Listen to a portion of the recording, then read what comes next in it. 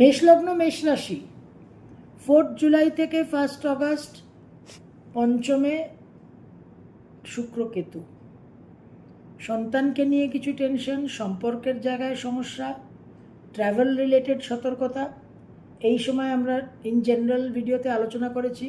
বুধও বকরি থাকছে, মঙ্গল দৃষ্টি প্রদান করছে শুক্র কেতুকে, মঙ্গলকে মার্গী শনি এবং তারপর বকরি শনি দৃষ্টি প্রদান করছে। Overall finance related B very careful.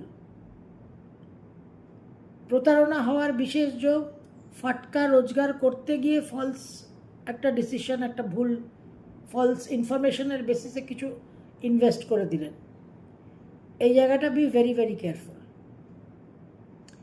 এই যে বুধ বকরি থাকছে সঙ্গে 3rd হাউসে, এমন কোনো পুরনো সম্পর্ক জীবনে ফিরে এলো, পুরনো বন্ধুর সঙ্গে আবার সাক্ষাৎ হলো, আবার যোগাযোগ স্থাপন হলো, সেখান থেকে বর্তমানে দাম্পত্য জীবন হয়তো বিঘ্নিত হলো,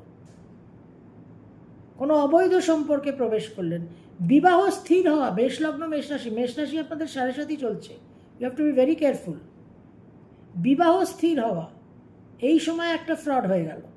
এমন পাত্র বা পাত্রী নির্বাচন হলো যার সম্বন্ধে প্রচুর যাচাই করা সত্ত্বেও কিন্তু আপনারা দেখলেন যে এমন কিছু তথ্য পরবর্তীকালে বেরোবে যেটা আপনাদের জন্য সমস্যার কারণ হবে।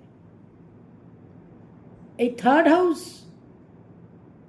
রেট্রোগ্রেড, পাড়া প্রতিবেশীদের সঙ্গে সমস্যা হতে পারে, পাড়া প্রতিবেশীদের মধ্যে একটা প্রেমের সম্পর্ক তৈরি হতে পারে, এই জায়গাগুলো বি ভেরি কেয়ারফুল।